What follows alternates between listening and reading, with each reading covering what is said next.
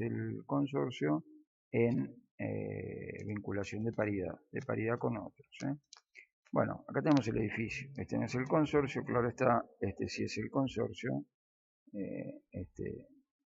esta entidad que gobierna administrando la conservación de un edificio en particular, con sus órganos de gobernabilidad, como sea la asamblea, como de fiscalización, como ser el consejo, y de ejecución, como son las manos firmando compromisos y recaudando el dinero para gastar, y este órgano se denomina habitualmente administración. Bien, entonces tenemos la función principal de conservar la edificación y además regular el uso de esta edificación. Regular el uso significa verificar el destino concreto y preciso de las unidades funcionales y el uso y destino de los sectores comunes, lógicamente, y luego las conductas de convivencia de los copropietarios, como también de los residentes en este sitio, o los usuarios de toda la edificación, por ejemplo, profesionales cuando hay consultorios, cuando hay oficinas, clientes de esos lugares, pacientes expuestos, como son quienes reparten de mercadería dentro de los edificios, entran, salen, visitantes. Bien, entonces, o bien residentes permanentes como inquilinos que no son copropietarios, o herederos que están esperando la declaratoria, están esperando hacer la partición, la asignación de bienes o, o cualquier otro o cualquier otra situación legal, legatarios, compradores con boleto de compraventa que todavía no adquirieron la escritura, bueno, todos esos consorcistas. Bien, entonces decíamos regular la conducta de todo este conjunto aquí adentro y a veces con las implicancias que pueden llegar a tener hacia afuera, ¿no? Se vio en el capítulo de expuestos, que es una de las formas de vinculación paritaria. Siempre decimos, podemos dividir en tres el tipo de relaciones adquiridas por el consorcio, vínculos paritarios con otros en igualdad de condiciones, con expuestos a los vicios o riesgos de la edificación y de las actividades desarrolladas acá, con los vecinos, con quienes se comparte una órbita y un ambiente, y pueden ser perjudicados o ellos pueden perjudicar con emisiones e inmisiones para el otro nocivas, de polución, perjudiciales en definitiva, expuestos vecinos, y tenemos los empleados que también hay una relación paritaria con quienes se celebran paritarias precisamente para fijarles sueldos, y de allí también abordar el compromiso de integración respecto del consorcio como agente de retención a las cargas sociales, como se denomina habitualmente, y esta es una subordinación de autoridad, esta es una relación de autoridad, porque el Estado le impone cumplir esa misión. Más allá que algunas veces algunos consorcios también deben tener algún vínculo con el agente de recaudación federal porque producen réditos. Hay consorcios que tienen publicidad en las medianeras y producen un rédito que va a las arcas consorciales más allá del recurso normal y natural, que son el pago de las expensas. Bien, entonces, y bueno, hay muchas edificaciones que además que hoy día cuentan con antenas, y estas antenas tienen una locación por la colocación en los puntos altos y bueno, le sirven a las compañías y le sirven a los consumidores para ingresos. Entonces tendrán su réplica aquí para desglosar e integrar lo correspondiente a a los impuestos por las ganancias, por el valor agregado en caso de poder, en caso de tratar con responsables inscriptos o bueno, no, es difícil ser monotributistas, pero bueno. Entonces, expuestos vecinos, empleados y linderos que son con quienes se comparte un muro divisorio, es decir, un condominio. De esto vamos a hablar ahora, de los linderos y finalmente las relaciones de consumo, ¿no? Las relaciones de consumo con el constructor durante la época en la cual el constructor aún es responsable de lo edificado, con los contratistas en forma permanente, que son quienes vienen a cumplir la misión de conservar la edificación y en quienes en definitiva se gasta la recaudación. Con los contratistas, con las entidades bancarias, cuando tiene cuenta bancaria, y hoy día prácticamente todos los consorcios tienen cuenta bancaria porque también hay pagos, como los salarios se deben hacer allí y como las cargas sociales que se deben dar allí, por supuesto, se deben integrar allí, y más allá de tenerla, la cuenta corriente bancaria para el pago de expensas. Y la transferencia a los pagos de terceros. Bancos, compañías de seguros,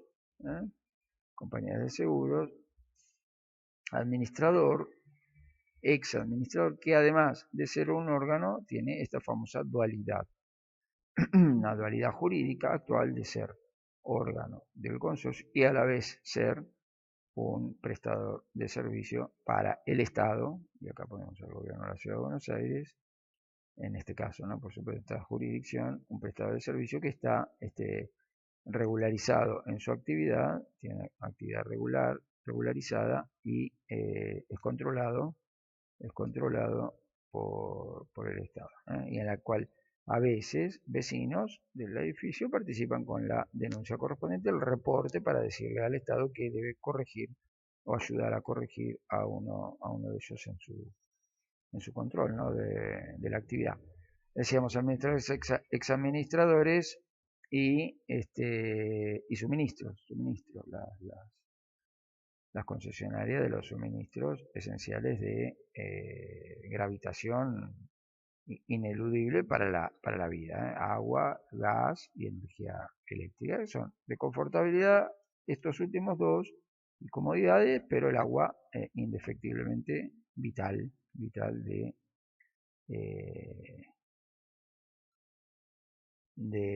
esencial, de necesidad, ¿no?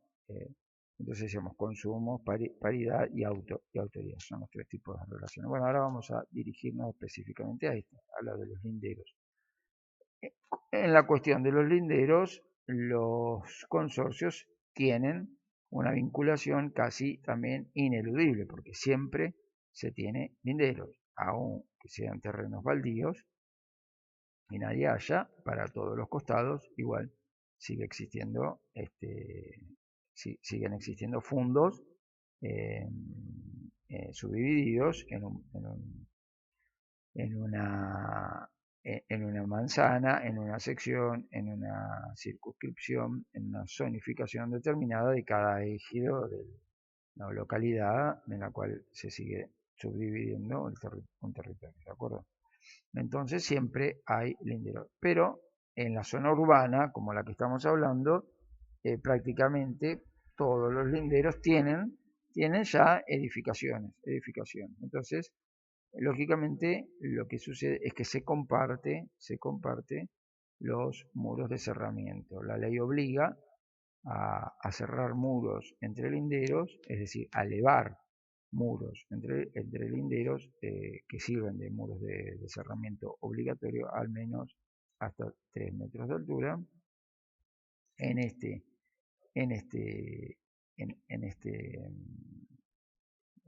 esta sección, en esta envergadura, son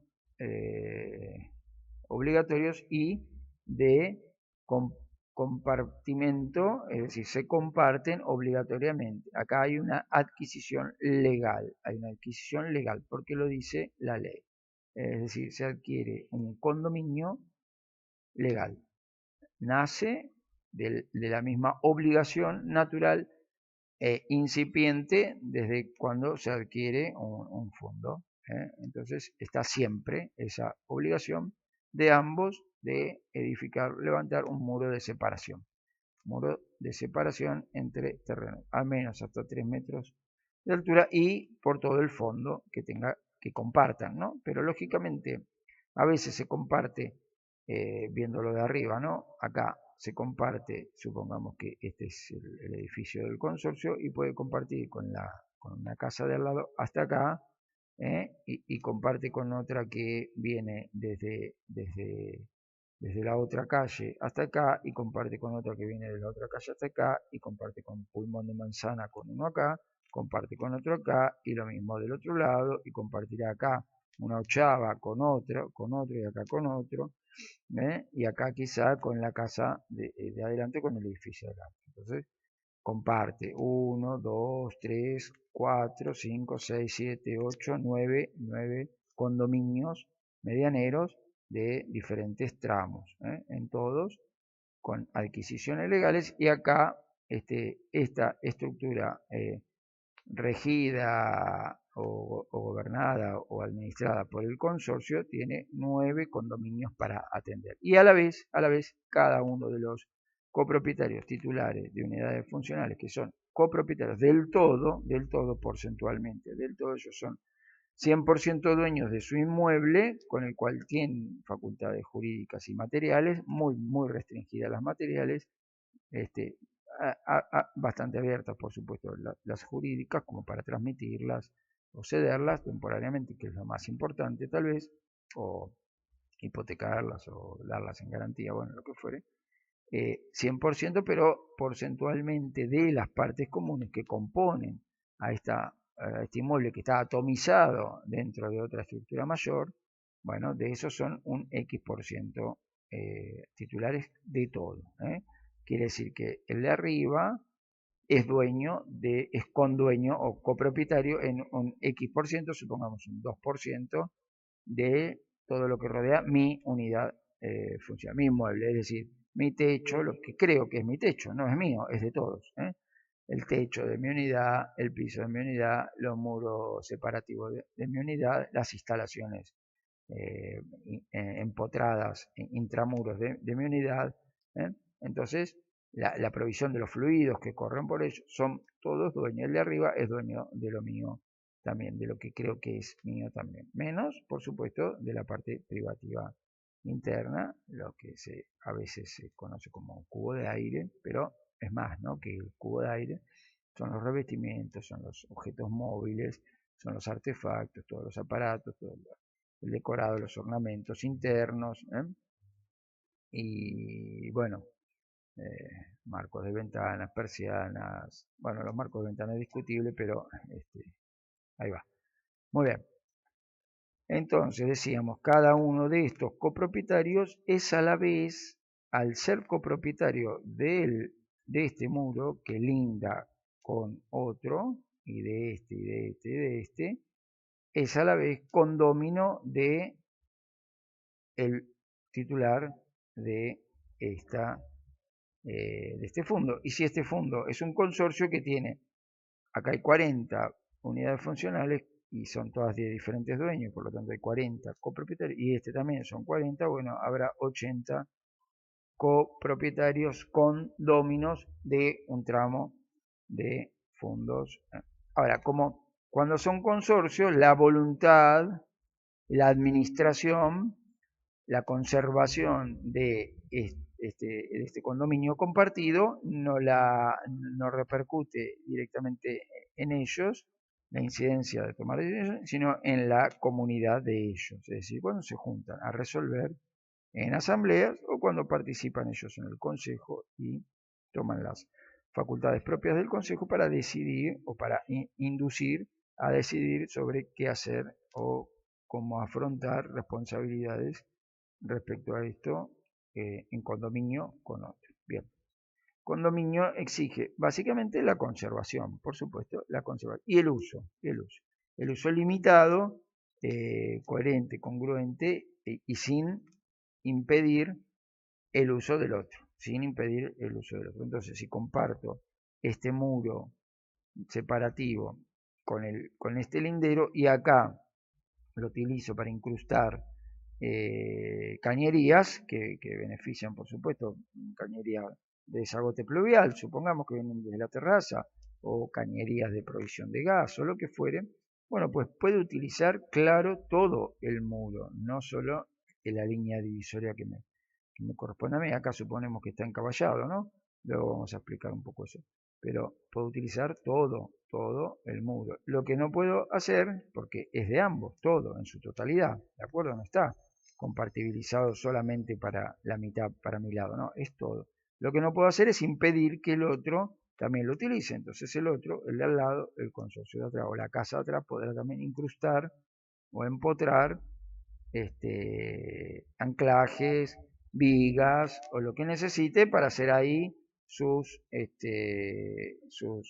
aditamentos a el sector en el cual linda. Supongamos yo tengo una cochera acá y quieren empotrar acá vigas para sostener un techo sobre esas cocheras. Perfecto. Entonces coexistirán cañerías con vigas, con tirantes, con todo tipo de, de sostén que se pueda introducir en en un muro que sirva para la construcción lindera o para la provisión de servicios, como decíamos en el caso de cañería. Ahora, si esta cañería pierde, lógicamente el muro divisorio es de ambos, el condominio es de ambos, pero uno provocó el daño. Ahora, cuando discurren dos cañerías de los dos, y bueno, habrá que determinar cuál de las cañerías es la que está averiada para saber quién de los dos es el que tiene que responder a la reconstrucción o conservación de ese condominio. Y acá funciona como un condominio, no funciona como la copropiedad, sino que funciona como un condominio normal. 1990, 1991, el condominio que realiza el gasto tiene el derecho de reembolso para con el otro, o el grado de exigibilidad para la restitución de ese dinero por todas las vías que tenga que tener. Y lógicamente, claro, como estas edificaciones son perennes, es decir, para siempre, este condominio tiene una perpetuidad, es oponible cualquier pedido de división de condominio, es decir, no existe la división de condominio, no existe la separación. Y tampoco la abdicación que es una de las posibilidades de hacer abandono de un condominio, de un muro separativo, pero no en estos casos porque son utilizados con continuidad, es decir, la edificación está y, bueno, lógicamente la va a estar utilizando siempre. Tenga o no adminículos o instalaciones empotradas o discurriendo ahí en intramuros, tenga o no porque siempre tiene la posibilidad cualquiera de los dos de valerse de eso para su beneficio. Luego, por supuesto, siempre está la obligación de separarse al menos decíamos, estos 3 metros de altura o soterrado, es decir, enterrado, muro enterrado, también con la misma virtud de ser condominio separativo para quien lo utiliza o lo necesita, ¿no? Muchos edificios tienen excavado el suelo y allí tienen o sótano o subsuelo o bauleras o cocheras, todo lo que se puede establecer. Entonces establecerá acá un muro hacia abajo, un muro enterrado. Y cuando no es enterrado, cuando no hay muro enterrado, bueno, también este muro tiene cimientos que no llegan a ser útiles para una construcción o una edificación subterránea, sino simplemente para servir de cimientos a esta pequeña construcción de al menos 3 metros de altura, y normalmente entre 30 o 45 centímetros, las viejas separaciones, de ancho. Entonces, ahí se genera un condominio legal. Del ancho donde van estos cimientos, hormigón armado, ladrillo, algún otro tipo de compuesto cementicio o lo que fuere, que es estanco, aislante, seguro, sólido y perpetuo, ¿no? Y durable. Bien, entonces, esas son las características que debe tener y por supuesto inofensivo, ¿no? Tiene que estar hecho de materiales ignífugos, bueno, como corresponde, el código de edificación legisla sobre eso. La ley 6100 acá en la Ciudad de Buenos Aires legisla sobre las características que tiene que abordar, ¿no? Lógicamente. Y separa fundos, hasta acá separa, pero esto se puede construir inicialmente cuando se levanta una propiedad, se puede construir o bien, volvemos a este plano, o bien desde la línea divisoria de parcelas, encaballado, lo que se denomina encaballado, construyo la mitad sobre mi terreno y avanzo porque estoy legalmente habilitado para avanzar sobre el terreno vecino, lindero, y avanzo la otra mitad sobre este terreno o una sección, no la mitad, no tiene por qué ser la mitad, pero avanzo sobre el otro terreno y edifico allí el muro y entonces cuando el otro se sirve de ese muro, si ya lo tiene, por supuesto que tengo que venir a adquirir el muro que ya está. Y si no, cuando él se sirve de este muro, mejor dicho, acá se sirve siempre porque la obligación existe de movida, es decir, el que primero realiza, el primer baldío que realiza la separación ya tiene el crédito para con el otro, es decir, el otro hasta esta altura y en esta anchura tiene y en este largo tiene que adquirir obligatoriamente y si no el otro le impondrá las condiciones por todos los mecanismos, ya los conocemos, diálogo, intimación, mediación y juicio, ¿eh? Adquirir la medianería de ese muro. Quiere decir la medianería, quiere decir el condominio de ese muro separativo, tendrá que hacerlo obligatoriamente. Ahora, y luego conservarlo, por supuesto, es decir, adquirirlo y conservarlo. Es una imposición legal, a esto no se puede escapar. Ahora, lo puedo edificar encaballado, como se dice, para un lado y para el otro, o lo puedo edificar todo de un lado, y entonces será un muro contiguo, denominado contiguo. Es una denominación, nada más que quiere decir que está todo de mi lado. Y entonces, cuando éste lo adquiere, pagará la mitad de la construcción del muro y no del lote donde se asentó porque él usé ya parte de su lote para compartir. En cambio, este pagará la mitad del valor de la construcción y el terreno que no utilice de él y que me privé de mi lado, es decir, la mitad del terreno que utilicé, porque podría haber utilizado la mitad del condominio, mitad por mitad. Entonces, ahí está la diferencia en si lo construyo todo de mi lado, pero igualmente, luego la adquisición hace que esto no sea de este terreno, ni sea de este terreno, es compartido, es condominial. En sí, técnicamente está sobre esta parcela, asentado sobre esta parcela, pero existe un condominio sobre esa edificación. Y se comparte la adquisición y la conservación o reconstrucción, si así fuera, y el uso, y sobre todo el uso. Ahora bien, luego de los 3 metros de altura, en cuanto se quiera elevar, y cuando se trata de edificios prácticamente todos superan esto, se trata de un muro de elevación, denominado así, técnicamente un muro de elevación, y este es privativo porque no existe obligación de cerramiento ni existe obligación de adquisición del fondo lindero, salvo cuando el lindero levanta una edificación y se empieza a servir de esto. O sea, ahí nace el crédito cuando lo empieza a utilizar en su favor. ¿Por qué? Porque se apoya, lógicamente, al menos para los anclajes o al menos para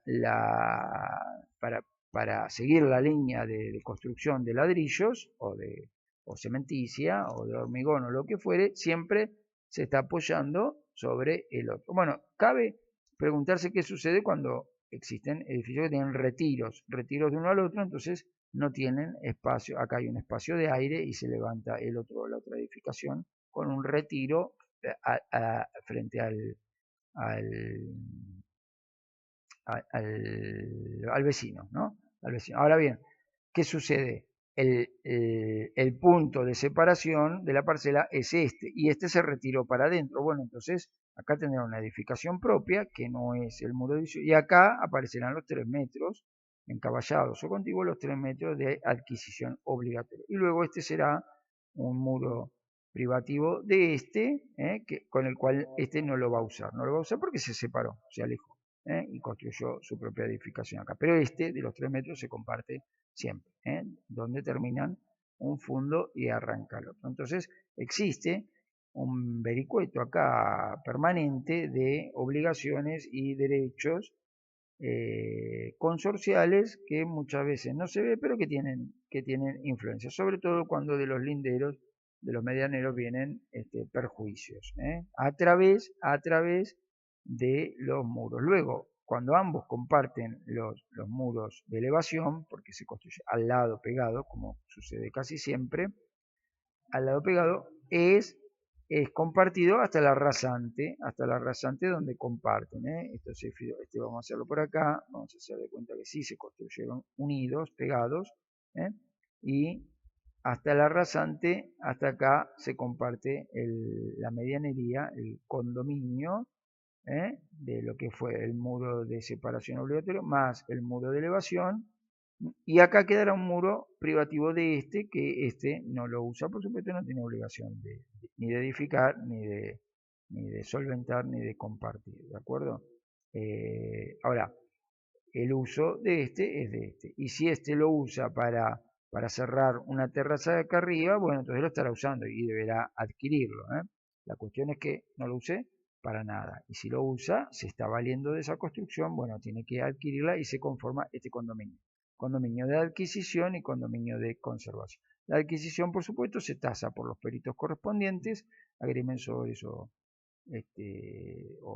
civiles, con el valor de la construcción material más una tasación del terreno utilizado, si es que, bueno, o la mitad o todo, si se hizo encaballado o contiguo. Bueno, estas obligaciones existen para el consorcio, se generan, se conocen como derecho de medianería normalmente, y generan acciones muchas veces a favor y muchas veces en contra. Y luego también, por supuesto, la conservación. Y cuando la conservación implica, además de conservar el muro en condiciones de separación y de ser aislado y de ser estanco y de ser óptimo para la finalidad que tiene, tanto de vistas como de luces, como de otros tipos de emisiones, bueno,